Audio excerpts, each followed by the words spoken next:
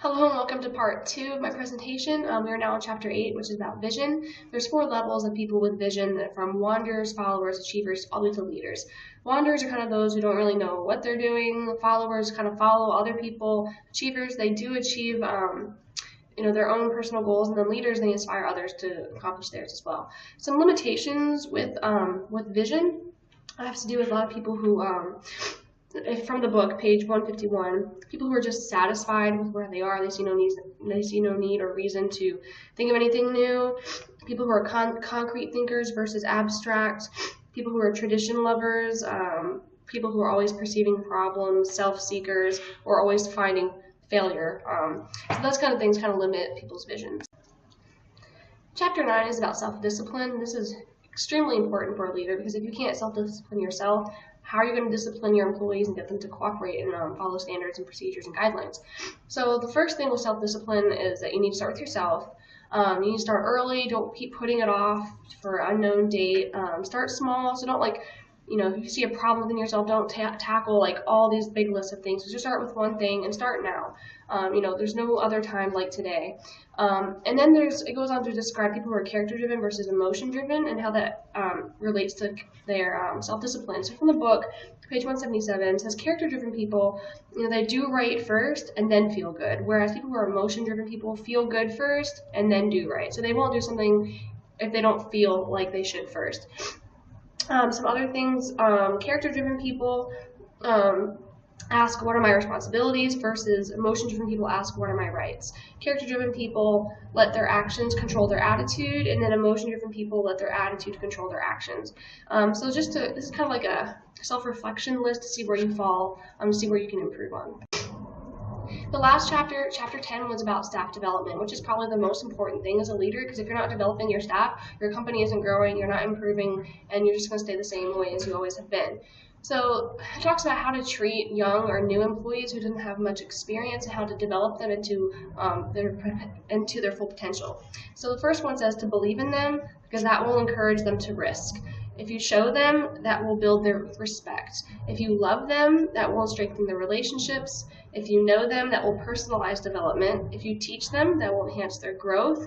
If you trust them, that will develop loyalty. If you expand them, that will provide challenges. And if you lift them, that will ensure results. And so these are just a quick checklist, how to treat your young and new employees in order to ensure that they're receiving their maximum potential. Now I'm going to talk a little bit about how the book that I have read, Developing the Leader Within You, fits into my class, Leadership and Management. Well, if we take the textbook, this book here, and we look at page 176 of the text, it talks about prioritizing, which is another thing that the book that I've read talks about a lot too. And they basically have the exact same stance about how to prioritize. So on page 176, it says, determine the importance and urgency of each activity. So you have to look at something and look at if it's urgent and important, if it's important but not urgent, urgent but not important, or if it's just busy work or wasted time. And then it gives you some examples in the text. For example, something that would be important and urgent would be replacing 2 call-offs and ensuring sufficient staffing for the upcoming shift, versus something that is urgent but not really important would be completing and submitting the beds available list for a disaster drill. And this is exactly the same criteria, urgency, and importance that John C. Maxwell uses in his book to describe prioritizing. Another thing that fits with this class is problem solving. As I said before, they have a very similar process in the problem solving method. On page 110 of the text, the steps here are to define the problem, gather information, analyze the information, develop solutions, make a decision, implement the decision, and then evaluate the solution. Basically, these are the exact same skeleton used in Developing the Leader Within You by John C. Maxwell, except they kind of break down each step into sub-steps. So there's a lot more steps, but essentially they're the same. There are also some minor differences between the book that I read versus our textbook. Nothing really major. I think they were actually pretty in line with each other. But one of the differences I noticed was with the problem solving is that my book focused more on personal development. It talked more about how what kind of leader solves problems, what it says about your character when you either choose to solve a problem or delegate it to someone else, or if you tackle hard problems or go for small problems. And then the textbook really more focuses on steps and processes to solve them, and policies and procedures. So it's similar but a little bit different what their focus is on.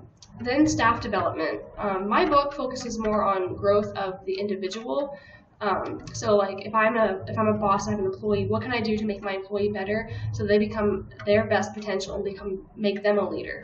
Whereas the textbook focuses more on how to grow the company, and how the employees relate to helping the company grow. Now, there are a lot of ways that I can incorporate what I have learned into my own personal practice. I'm going to be graduating with my bachelor's, so there might be a possibility that I might one day be a nurse manager, which would require a lot of leadership, something that I didn't used to feel comfortable with. Upon reading this book, though, I realized that leadership is not necessarily something you're born with, but you can develop it within yourself. And taking just personal responsibility for your own actions and influencing others around you by keeping your integrity and following the standards and not compromising, that's taking personal responsibility for your own actions. And that's essentially what a leader is just setting an example. Also, it helped me gain more confidence knowing that I might not have natural tendencies to be a leader. I don't really like going up front and speaking and that kind of stuff. But I have more confidence knowing that I am able to make a difference, even if I'm just a regular floor nurse and not a manager necessarily, but I can influence my coworkers around me. And the last thing is that practice makes perfect. So, I'm not going to be perfect the first day, but the book talks about how it's like a continual progress, and that progress is important, and that even small successes are a big deal. I really appreciate reading this book. I would recommend it to anyone who's looking to improve themselves as a person and how to make themselves more marketable and more useful in any job market. Thank you.